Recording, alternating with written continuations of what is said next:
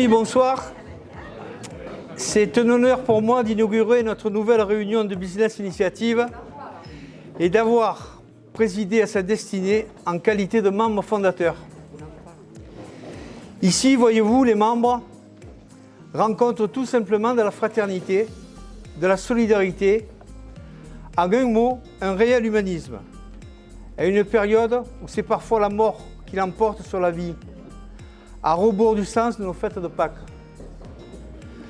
Regardez à quel point nous accordons de l'importance au sein de notre gouvernement pour les thèmes aussi éloignés d'une réelle agrégore que constituent les débats sur la constitutionnalisation de l'IVG ou de l'euthanasie.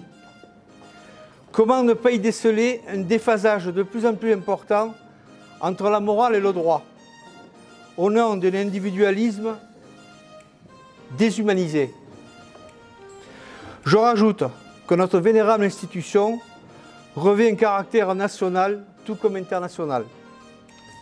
National car même si notre club a vu le jour au sein de la cité aux Mille Fontaines, notre association est largement implantée au sein de la capitale, où notre section parisienne pilotée par notre ami Bernard Chaussegros et secondée par la brillante Marie Azevedo est en passe de concurrencer les clubs d'affaires parisiens les plus courus. À l'international aussi, car nous avons créé une antenne de Business Initiative en Afrique, au sein d'un pays ami, le royaume alaouite du Maroc, dont nous avons confié la responsabilité à un grand patron, Abdelmoulaïm Fawzi, président de la Chambre de commerce africaine, une monarchie tolérante où le roi, en sa qualité de commandeur des croyants, réussit l'osmose entre les trois religions du bloc monothéiste. Mais Business Initiative continue à attirer des personnalités du monde entier. Si l'on admet que nous enregistrons de façon hebdomadaire de nouvelles adhésions. Notre but étant de nous développer, faire prospérer les membres de notre club, en insufflant toujours davantage de liens entre les membres. Un lien que nous renforçons nous rend efficaces pendant que l'individualisme nous sépare. Autrement dit, business crée des ponts, pendant que l'individualisme devient fermé que des portes. C'est donc l'union qui structure notre action. Elle en constitue la dimension métaphysique indispensable à un seul mot, s'articule à la vie. Elle opère une transfusion de sens dans un monde qui est sans repère, dénué d'identité. Nous partons à la découverte de l'association Business Initiative, afin d'y rencontrer les acteurs et les élus des Bouches-du-Rhône à travers des interviews. Et bien entendu, on est dans une très très belle soirée et je suis avec justement, qui est un ami aussi, qui est un ami et qui a une belle histoire à nous raconter. Et je suis avec notre ami Pascal. Bonjour Pascal. Bonjour Laurent. Merci d'avoir répondu positivement à mon invitation. Avec grand plaisir. Alors justement, j'ai quelques questions pour toi. Donc on a assisté à une très très belle soirée. Peux-tu nous présenter un petit peu cette belle soirée qu'on assiste à ce premier mercredi de chaque mois justement? De Business Initiative, Exactement. Qui a été créé il y a à peu près 12 ans et aujourd'hui qui réunit un petit peu, on va dire, à la base tous les chefs d'entreprise. Ok, mais aujourd'hui on est varié, on a fait rentrer aussi des notaires, des médecins, des professeurs. Donc on a une association quand même qui se renforce et qui se remplit on va dire, de jour en jour et de mois en mois. Tu viens souvent à ces soirées justement? Obligatoirement, en plus je suis le secrétaire général, donc il y a quelques obligations. C'est bien d'être secrétaire général. Alors justement, on est à cette soirée, on a installé pour la première fois ce petit plateau télé. On va apprendre aussi à mieux te connaître, Pascal. Tu es aussi chef d'entreprise. Alors je suis chef d'entreprise, oui, depuis 1992. Je suis le gérant de la société Locapin. Alors Locapin est une société qui est spécialisée dans la location, la vente et la réparation de matériel pour le peintre. Vraiment spécialisée, je dirais presque dans une niche, dans le bâtiment et dans l'industrie. Aujourd'hui, on a créé ça en 1992, il y a 32 ans. Le siège est en Aix-en-Provence et on est arrivé un petit peu à développer. On a créé une agence à Toulouse, une agence à Toulon, une agence à Lyon et une agence à Strasbourg. Aujourd'hui, voilà, 5 agences, 20 personnes qui y travaillent Et ce que je peux dire aujourd'hui, avec nos efforts, on est devenu en indépendant, on est devenu les premiers en France dans la distribution de matériel pour le peintre. Ah bah, dis donc, félicitations. Vraiment C'est félicitations. pas sans peine, mais aujourd'hui on s'y accroche et on continue dans nos efforts, avec une belle équipe. Quel conseil pourrais-tu aussi donner pour les jeunes qui nous regardent en ce moment? On est regardé énormément par la jeunesse. Quel conseil justement tu pourrais donner, comme on est dans une soirée de business aussi, et que tu es un chef d'entreprise, Pascal, des conseils? Parce que justement, on a beaucoup de jeunes qui veulent se lancer dans l'entrepreneuriat, mais qui ont un peu peur, qui n'osent pas. Mais il faut qu'ils viennent nous consulter. Aujourd'hui, on est dans le conseil. Aujourd'hui, on pourra un petit peu aiguiller dans certaines personnes, surtout dans certains domaines. On pourra les aider. C'est le but de l'association aujourd'hui. Elle est caritative, mais elle est là pour lancer, pour éventuellement donner la chance aux jeunes. Donc pour ceux qui nous regardent, ils peuvent venir te voir sans aucun et problème. tu pourras les Au conseiller. contraire. Je me permets de te poser la question. On a besoin de jeunesse. On a besoin de jeunesse. C'est notre avenir. Hein. Et qu'est-ce que je pourrais dire d'autre Bah écoute, en tout cas, je me suis permis de te tendre la perche parce que je sais que tu as un grand cœur, tu es humain, tu es humble, tu es un passionné. On essaye, on est passionné. Et c'est ça qu'on ressent dans ces soirées que je découvre depuis quelques mois, avec notre ami aussi Thierry, hein, bien entendu. Et justement, on sent la passion et l'amour justement qu'on a envie de transmettre. Voilà, c'est la passion du métier, la passion de rencontrer justement et de conseiller. Je pense qu'aujourd'hui, il faut être dépassionné. Ouais. Avec les difficultés qu'on a aujourd'hui de gérer une entreprise, s'il n'y a pas la passion, Eh oui, c'est pour ça. on perd tout. En tout cas, quand on te voit, Pascal, je le pense vraiment, on pense tout de suite au mot passion. Parce que oui, tu es un vrai passionné de la vie, on voit que tu aimes les gens. oui. On voit que tu aimes la vie. On aime la vie, il faut aimer les gens, mais il faut aimer, on aime notre travail. Et je suis ravi d'être avec Mme Rimet, qui est notaire. Bonjour Mme Rimet. Bonjour, Merci d'avoir répondu positivement à mon invitation. avec plaisir. Alors, c'est la première fois que vous venez à cette soirée de Business Club? Oui, tout à fait. Donc ce soir, nous avons été invités par un membre de l'association, voilà, afin de découvrir un petit peu le fonctionnement, ses adhérents et voilà. Alors justement, vous êtes notaire. Alors, bien sûr, on connaît un petit peu le métier de notaire, mais pour ceux qui nous regardent et qui disent, mais en quoi consiste vraiment un notaire? Quel est vraiment son métier, son cœur de métier?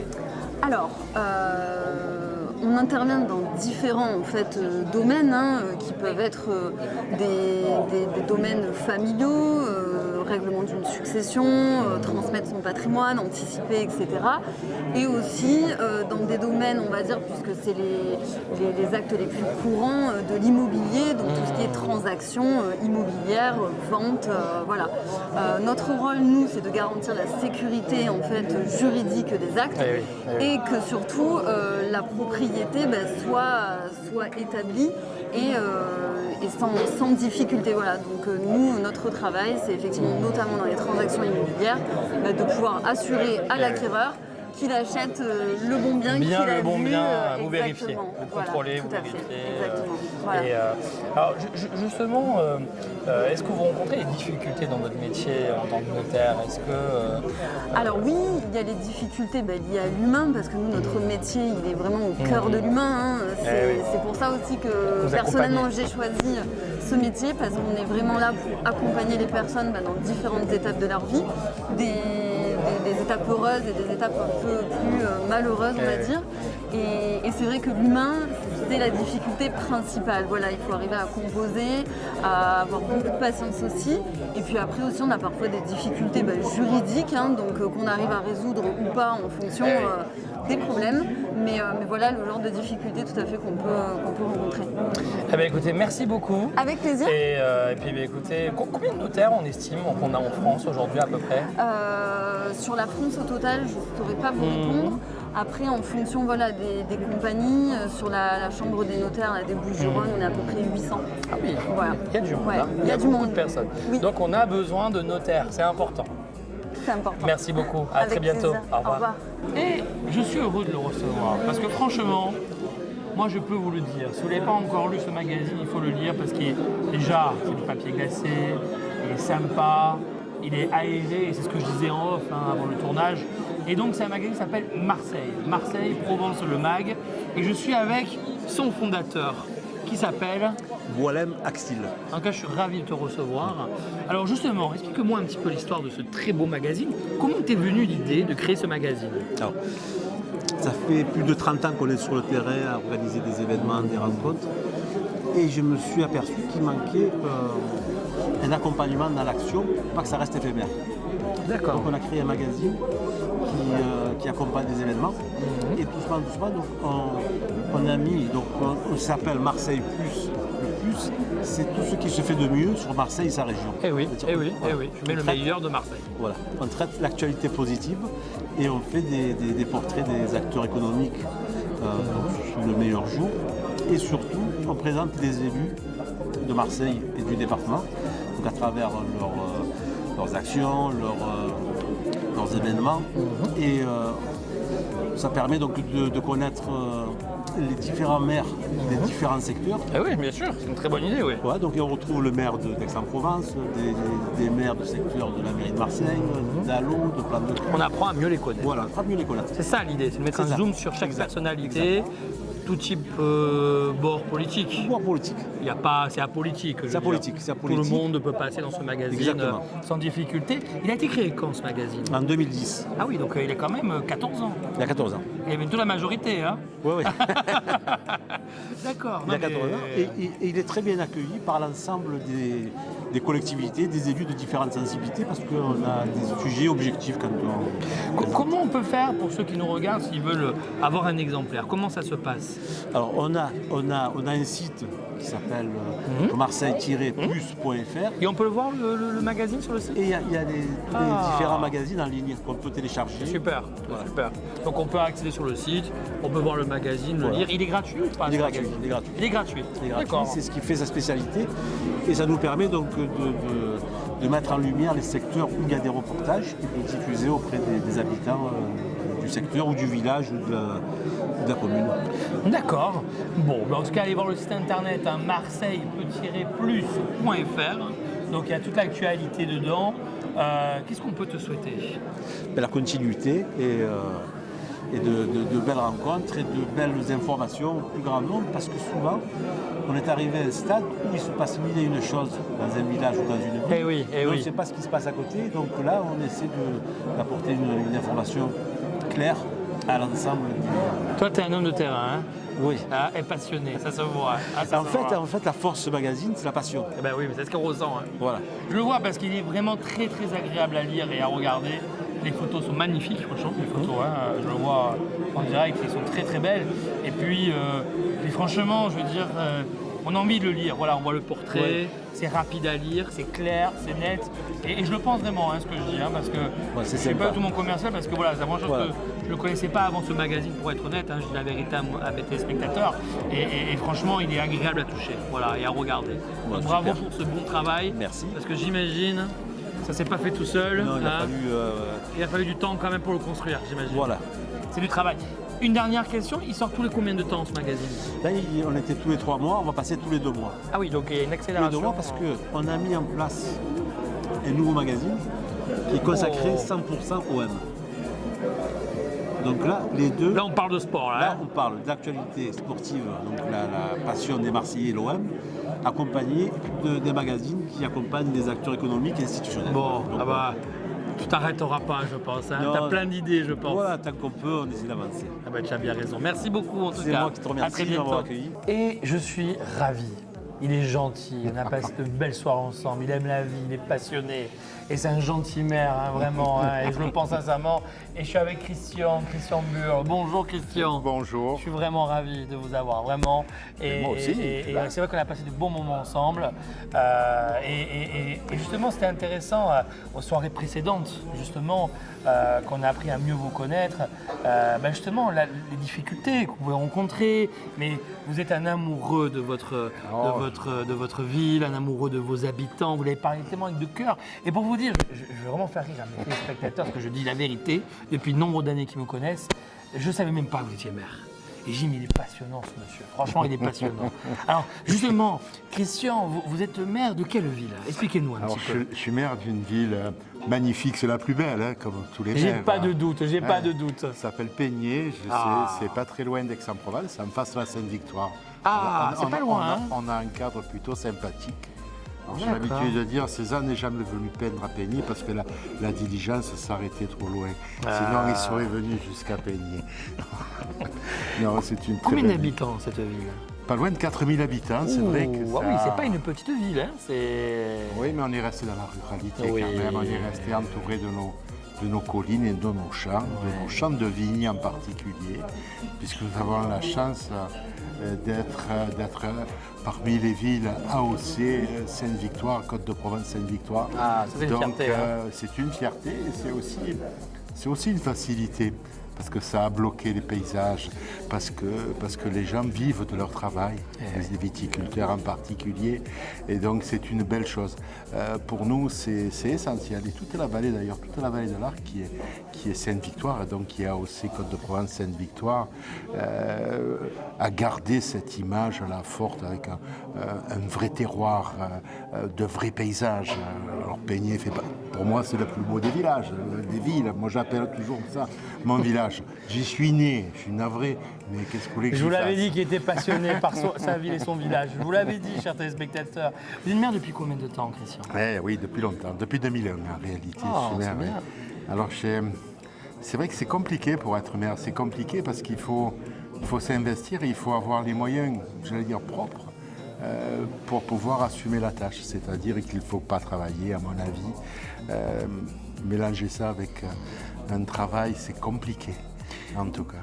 Comment se fait l'acheminement de passer justement, vous étiez dans le privé, et vous dites, un matin, comment ça se passe? Parce que c'est ça qui est très intéressant chez les hommes et chez les femmes, de dire, je veux devenir maire.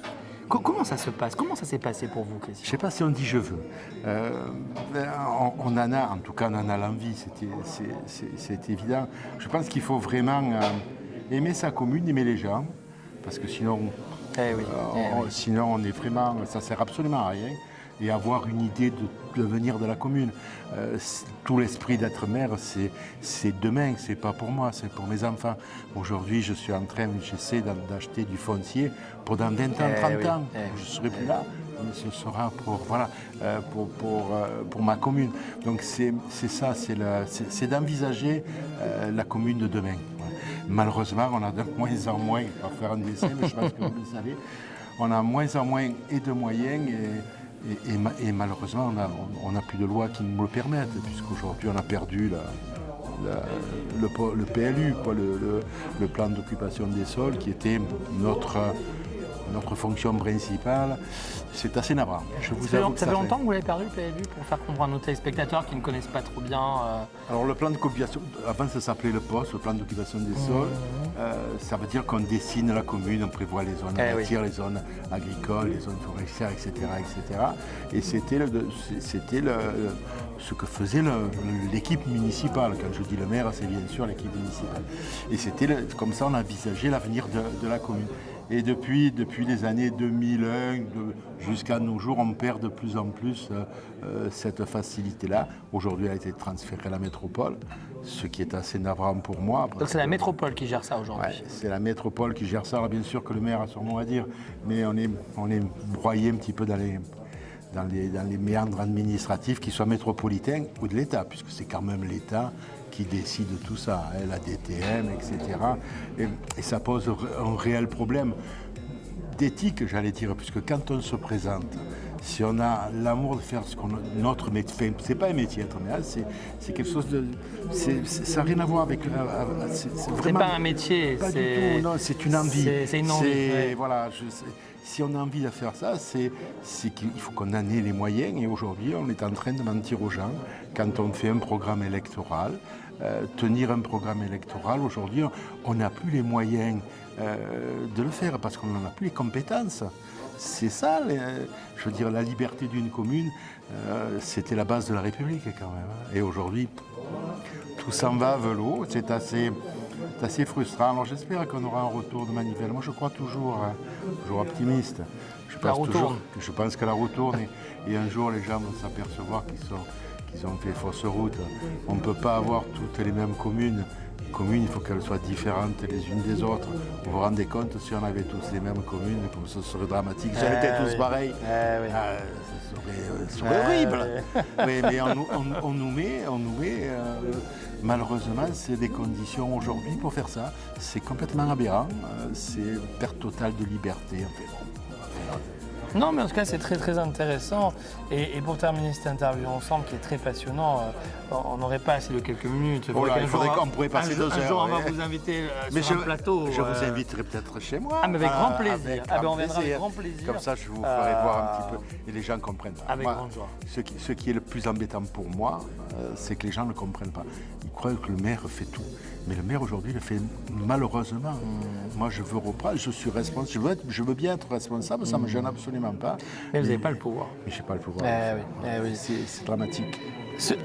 Vous qui êtes maire depuis les années 2000, quel est le meilleur souvenir que vous gardiez en tant que maire?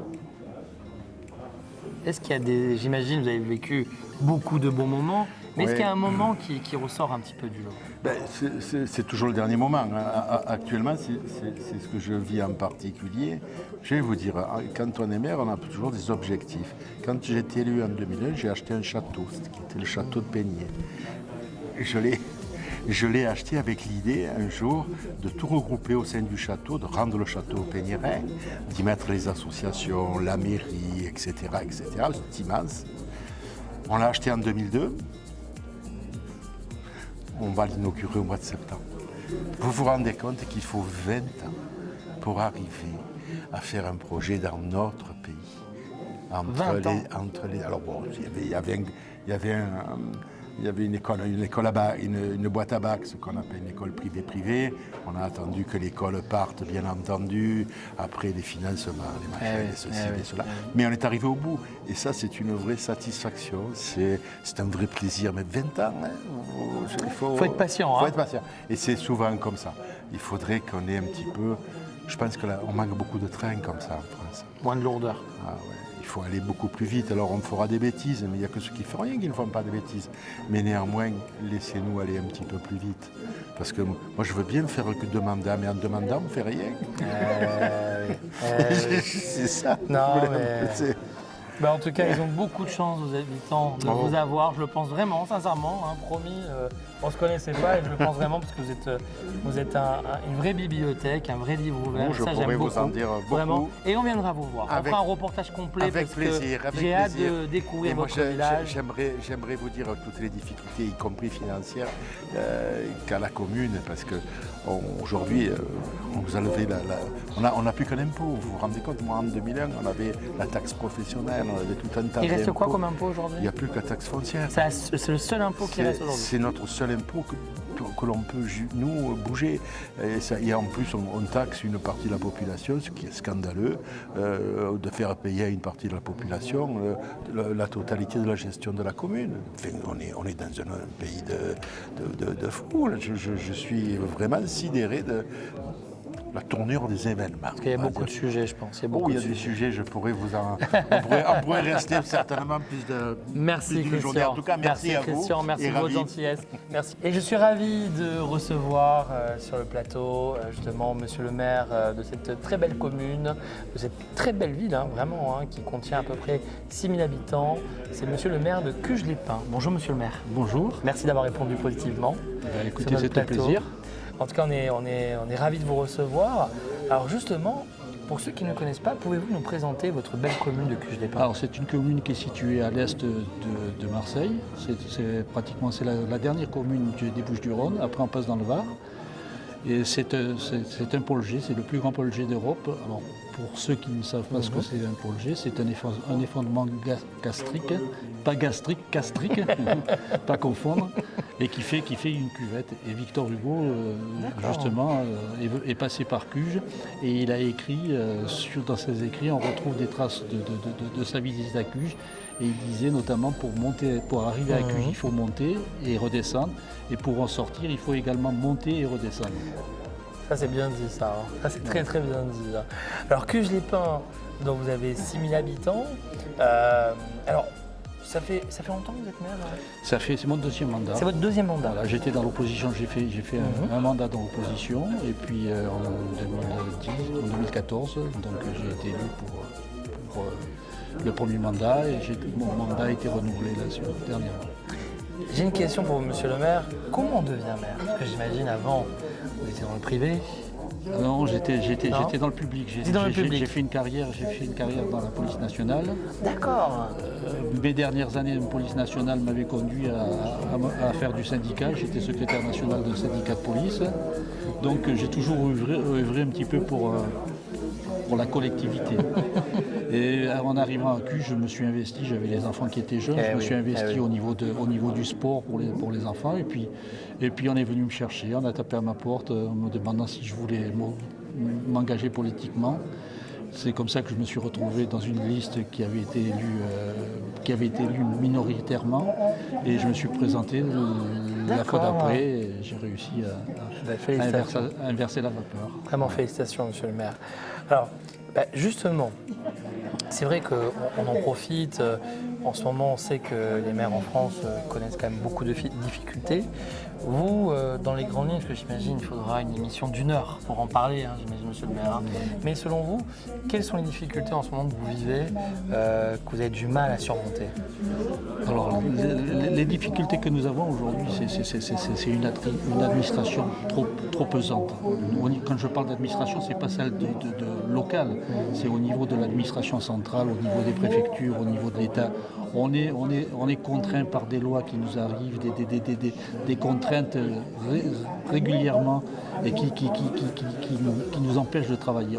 Aujourd'hui, on a l'impression d'être un pion dans un système qui fait qu'on n'a plus toutes les capacités de pouvoir agir pour sa commune directement. On n'a pas la maîtrise. D'accord. Ça nous échappe. C'est vrai qu'on a eu un autre maire avant vous, et il nous dit aussi les mêmes problématiques qui sont très très lourdes justement, et où vous n'avez pas la maîtrise. Et justement, selon vous, comment on pourrait arranger ça, selon vous, aujourd'hui? Je pense déjà l'État devrait un petit peu se désengager au niveau des communes, laisser faire un petit peu, donner beaucoup plus de liberté aux maires. Un exemple. Ma commune fait à peu près 39 km². Sur la superficie de ma commune, on a 80% de boisés, donc inconstructibles. Sur les 20% restants, j'ai 11% de zones agricoles protégées, c'est-à-dire je ne peux rien construire. Ah oui. Voilà. Sur les 10%, les 9-10% restants, c'est pratiquement déjà construit. Ah oui. Et aujourd'hui, l'État m'impose des logements sociaux. Ah oui. Il m'impose des logements sociaux à hauteur de 340 logements sociaux qui me font défaut. Et je suis pénalisé de 210 000 €. Donc vous payez une amende chaque année? On paye une amende de 200 000 € et qui va être, si j'arrive pas à en faire, l'année prochaine, ça sera doublé. D'accord. Donc c'est intéressant de savoir pour le grand public, parce que c'est vrai que tout ça, cet argent, alors, nous on appelle, au niveau des maires, on appelle ça des pénalités. Alors, pour l'État, ce n'est pas des pénalités, c'est une contribution qui sert à la pierre, qui est redistribuée quand on fait des investissements. Mais moi, chez moi, sur ma commune, je n'ai pas de terrain propre, je n'ai pas de terrain municipal. Oui, donc vous êtes bloqué. On est bloqué. Alors en plus de ça, ce qu'il faut savoir, par exemple, sur ma commune, il me manque 340 logements. J'en ai fait à peu près une centaine. Malgré les centaines, ça fait toujours défaut. Et aujourd'hui, pas assez qu'on m'impose ces logements, on ne me donne pas les moyens financiers pour pouvoir agrandir mon école, parce que si demain j'ai 340 logements fournis, à raison de 3 personnes par logement, il me faudra probablement agrandir mes écoles, il me faudra de la sécurité. Là, moi, je suis en zone de gendarmerie. La gendarmerie est basée à 14 km de Cuges. 14 km 14 km. Et le col de l'Ange à franchir pour venir intervenir à Cuges. J'ai 3 policiers municipaux qui travaillent la journée. Quand je les fais travailler le dimanche, je suis obligé de les situer en semaine. Ils ne travaillent pas le soir. Donc vous voyez un petit peu toutes les difficultés. Et un logement social ne contribue pas financièrement, puisqu'il ne paye pas de taxes sur le foncier. Donc ça ne crée pas de la richesse. Ça ne crée pas de la richesse. Eh bien, écoutez, monsieur le maire, un jour on viendra vous voir. On fera un reportage que je trouve je veux très, bien, très je veux intéressant, bien, ce que vous nous dites. Et vous nous dites les choses avec simplicité. Et justement, je pense que beaucoup de Mais sachez, téléspectateurs... je pense que mon prédécesseur, M. Biot, a dû peut-être vous en parler. On est sur le territoire des Bouches-du-Rhône, il y a 40 communes carencées. On est carencés sur 40. On a écrit au ministre, mais bon, sans peu d'espoir. Et aujourd'hui, pour terminer cette interview entre nous, parce que je pense que beaucoup de personnes se posaient la question, une commune comme la vôtre, vous avez un budget de combien par an à peu près à gérer? À peu près 6 millions d'euros. Oui, ce qui n'est pas un gros budget. C'est pas des gros budgets. Ah oui, c'est pas... J'ai pas d'entreprise, j'ai qu'un parc d'attractions que beaucoup de monde connaît. Ah oui, il y a le parc d'attractions au Quai Coral. Exactement, voilà. c'est vrai. Mais c'est un parc saisonnier, ça ne travaille pas toute l'année. Donc, donc 6 millions d'euros, c'est pas un gros budget, il faut faire avec. Surtout, je vous dis, quand on a pris énormément de retard, la commune s'est développée à une vitesse grand V. Au niveau infrastructure routière, c'est lamentable. En plus de ça, notre village est traversé par une nationale qui dessert le Var. Donc c'est ce qui rajoute un peu des difficultés. Bah, écoutez, monsieur le maire, je vous souhaite vraiment bon courage. Écoutez, il en faut. Vraiment. Vous savez, il y a des jours, on se lève, on se dit est-ce qu'il faut continuer? Vous savez, je me suis posé quelques fois la question. Et qu'est-ce qui vous donne envie de continuer aujourd'hui? Ce qui me donne envie, c'est d'essayer d'impulser un petit peu des travaux, impulser un renouveau dans ce village qui en a tant besoin. C'est ce qui me motive. Vous ne voulez pas lâcher.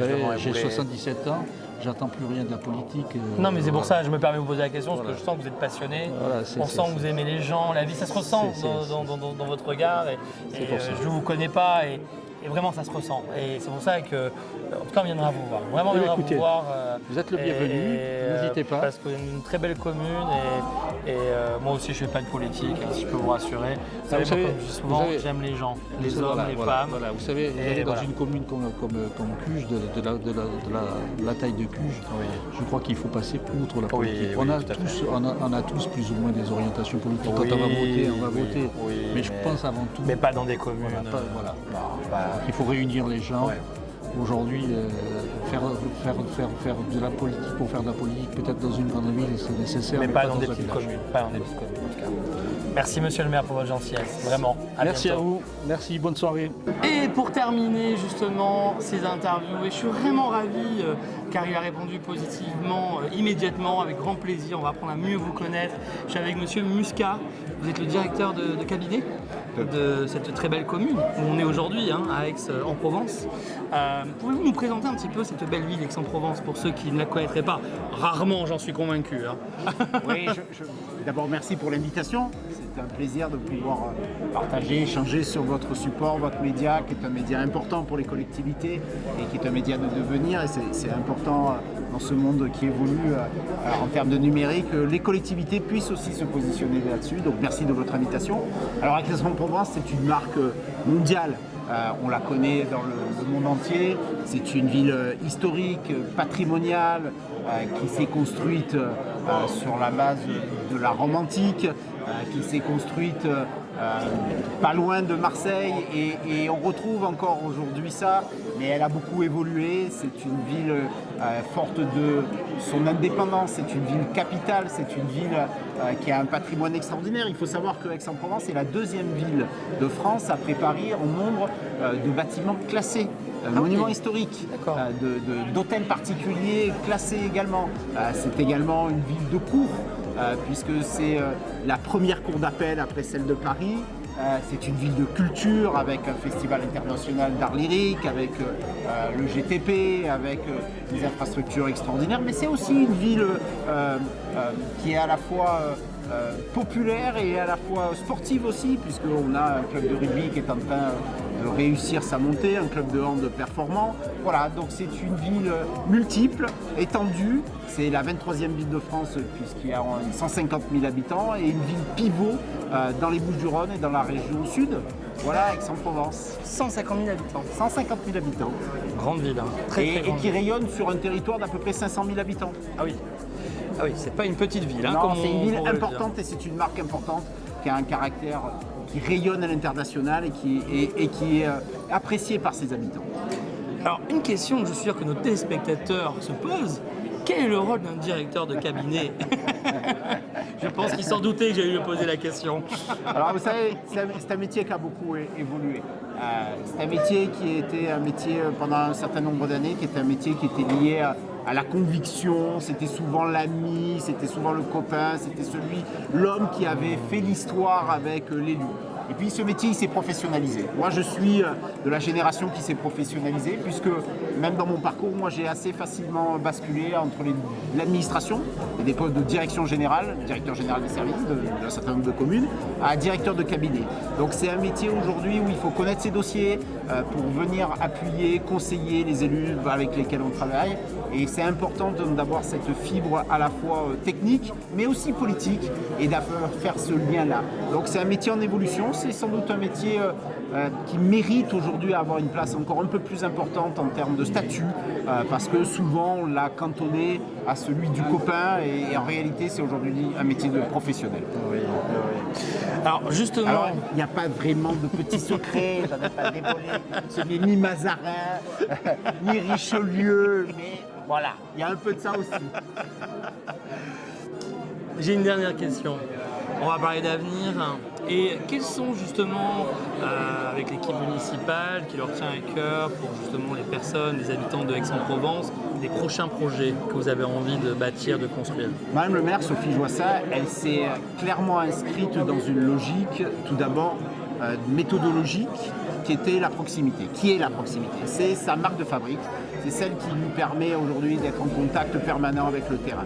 Cette proximité, elle le traduit par un certain nombre d'actions en termes de sécurité, en termes de propreté, en termes d'environnement, pour avoir une ville de qualité où il fait bon vivre, et une ville où on reconnaît ces qualités-là, ce que je disais tout à l'heure, c'est-à-dire une ville exceptionnelle en termes de positionnement et de qualité de vie. Mais c'est pas tout. Aujourd'hui, on est aussi dans une logique d'aménagement, de réaménagement de la ville. Alors ça passe par un certain nombre de secteurs. La plaine Carcassonne, qui a accueilli l'équipe de France de rugby lors de la Coupe du Monde, qui a été un camp de base. Aujourd'hui, va être fait dans une pleine nature. C'est le quartier Faubourg où on est aujourd'hui, qui va être réhabilité dans sa totalité, à commencer par le cours Sextus, cours historique, avec les thermes. Donc c'est important. C'est Ancagnan, le renouvellement urbain de tout le quartier. C'est plus de 150 millions de projets qui sont investis. Donc c'est tout un ensemble aujourd'hui de réaménagement de la ville et d'aménagement de la ville avec des grands travaux. Et à côté de ça, une attention particulière sur tout ce qui concerne la vie quotidienne des Aixois, dans tous les domaines. Et j'ai oublié l'école, mais par exemple l'école est très importante dans le soutien à l'école. Mais c'est aussi la récupération, pour en faire des axes de politique centrale et de politique publique, la récupération des équipements qui étaient gérés par la métropole auparavant.